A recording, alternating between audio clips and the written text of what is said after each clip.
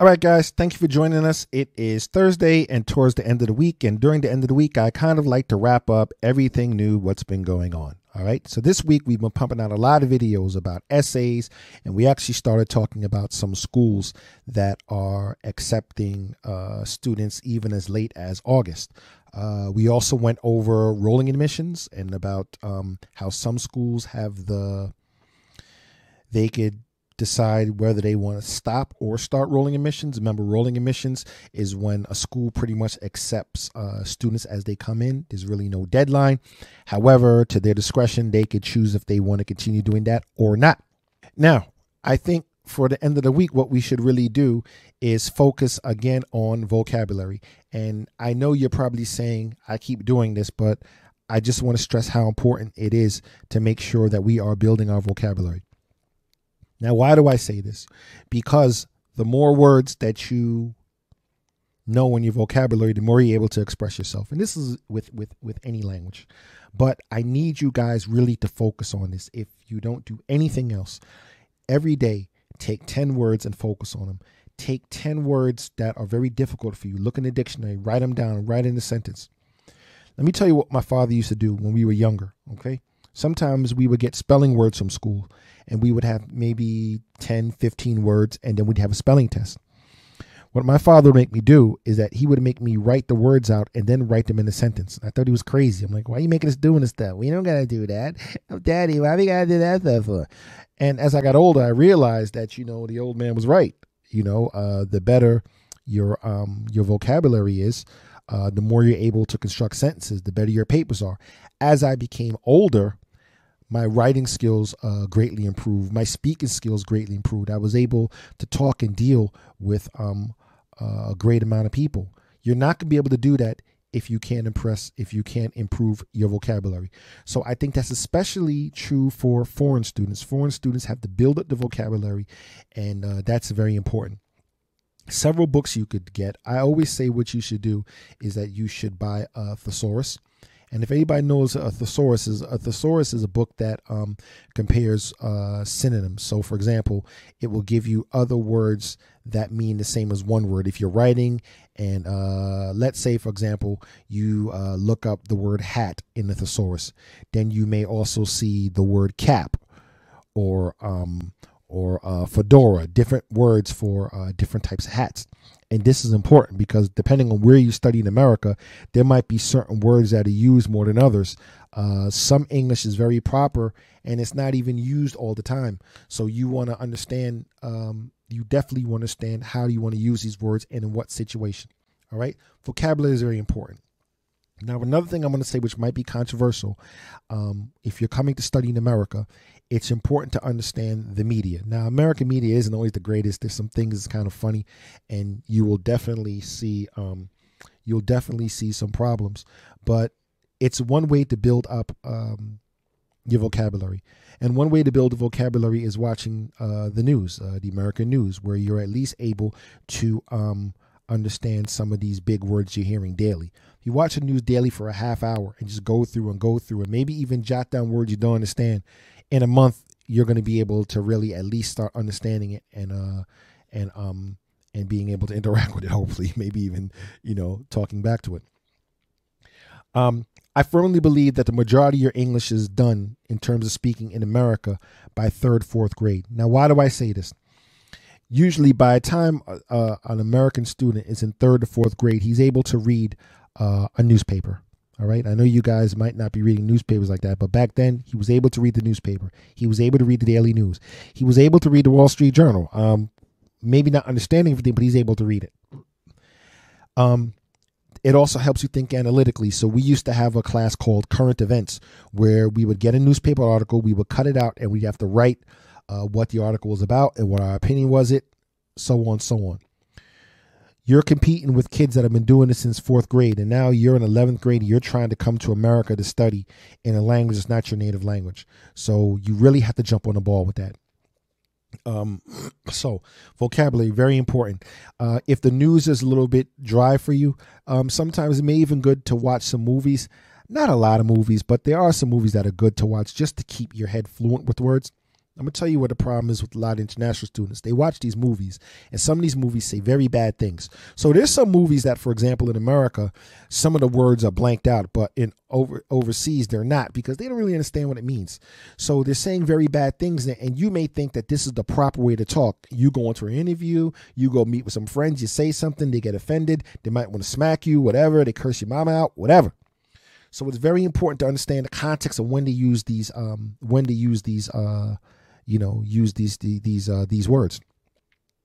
And of course, reading books. You should probably be reading at least a book every couple of weeks. You should always have a book that you're reading, 1 or 2 books that you're constantly reading in English. All right, in English, because once you get to school, you're going to be reading plenty of books, doing a lot of research. You might as well start getting the practice now. This is why I like to get kids when they're in middle school, because we can start working on how to build some habits as you get older.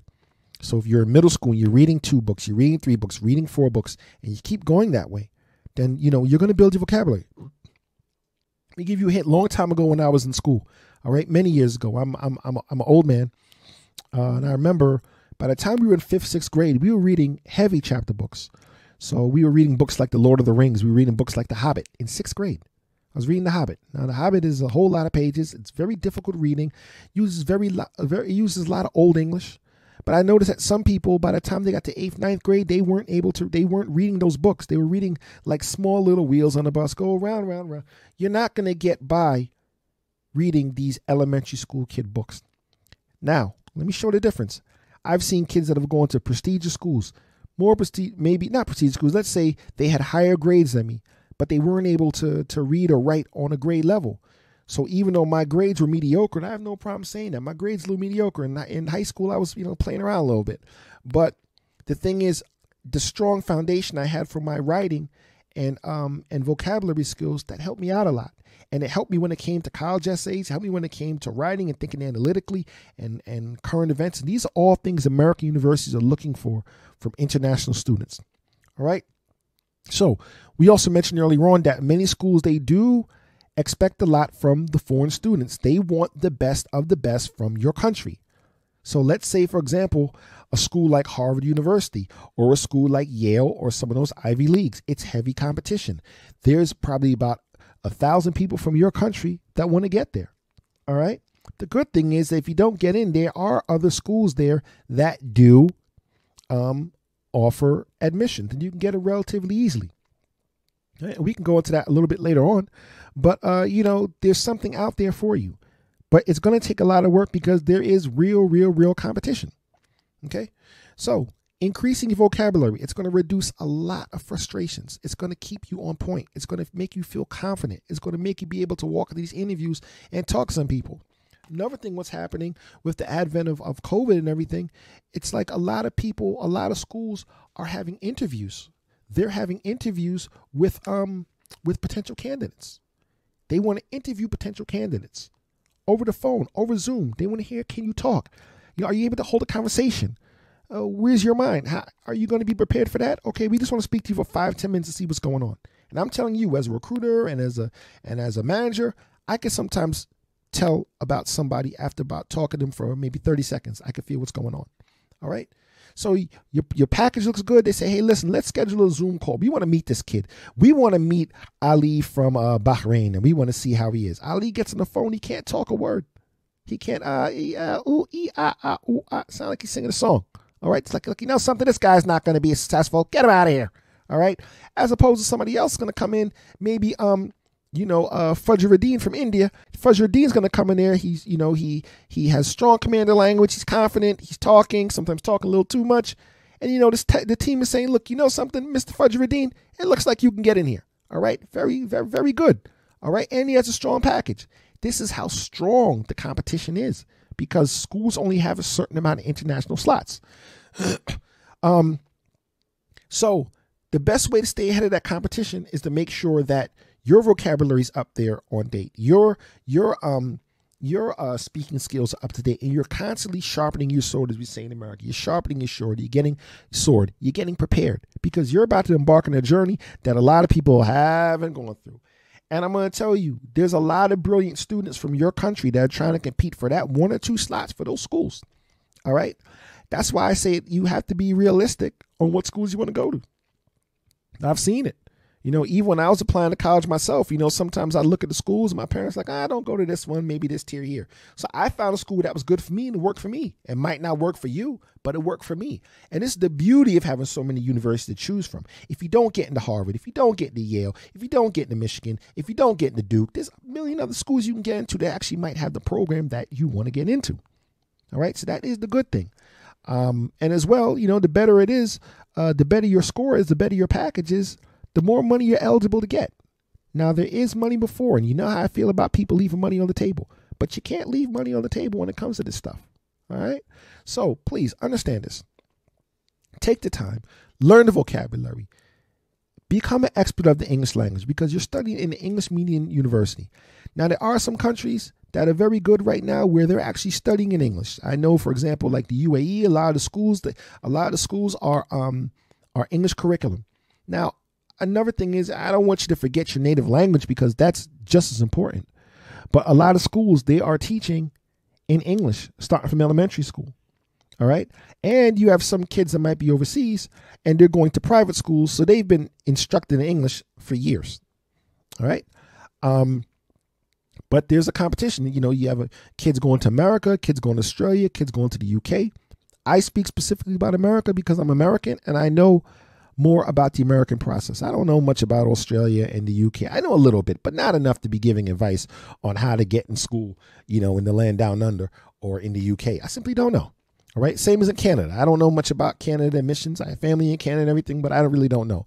But I know right now America has over 4,000 colleges and universities that you can get in, at least one of them. All right.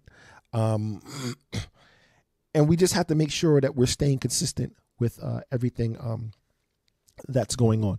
So pick up a thesaurus, pick up a dictionary. All right. Start going to some of these words. Start reading newspapers. If newspapers are too primitive for you, read some blog posts. Look at some movies here and there. All right. If you sometimes watch some Arabic movies actually have English subtitles. So maybe watch some Arabic movies and put on the English subtitles and see if you can follow along. All right. And then not only that, you'll start gaining more confidence in going at it. All right. So let's try this. This is going to be our homework assignment. Find these 10 words, go through these 10 words and try to make some sentences out of them. If you're weak at writing, keep practicing. There's plenty of free workshops online and YouTube that's going to show you how to increase your vocabulary and increase your writing skills and all this. But to have a good command of English language, it's going to make you more marketable, even when you finish school. I've seen kids finish schools and universities, and when they're done, their English is so bad they still can't get a job.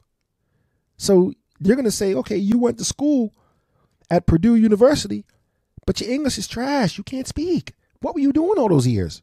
Just gliding by. You have to be a student round the clock, interacting with friends. This is why I sometimes say when you come to study American as a come to America to study as a foreign student, it's not always great to keep hanging around your people. Because if you keep hanging around people from your city, from your village, from your country, all you're going to do is continually speak your home language. And you're not going to be able to improve that way. So you have to mix and mingle with other people. And there are other people, believe it or not, that have like-minded, ideas and morality as you, if you're concerned about that. I know some people are scared. Oh, once I come here, I'm going to get sucked up. And no, you come here to study, to learn from what you consider and what most consider some of the best universities in the world. So take the opportunity, figure out what's going on, deal with the people, learn the people, and maybe pick something else new that you could possibly figure out. Understand? Let's wrap this up here. We'll be back on tomorrow to talk about some more issues. We're going to get more specifics. I think one thing I want to do, I do want to have a series that's dealing with ways to improve your mental health for kids that are going to study in America, because that's important as well. You have to have a grip on your mental health. You have to know when to ask for help and when to understand when you're over exaggerating, because believe it or not, a lot of people over exaggerating on certain things, especially this generation. Everybody thinks they need a therapist, this, that, whatever. And just to let you know, by trade, I am a therapist. I'm also an English teacher and a business teacher. So I understand all the fields here and I see how they combine. And a lot of a lot of things we go through is because sometimes we have, number one, we have low self-esteem.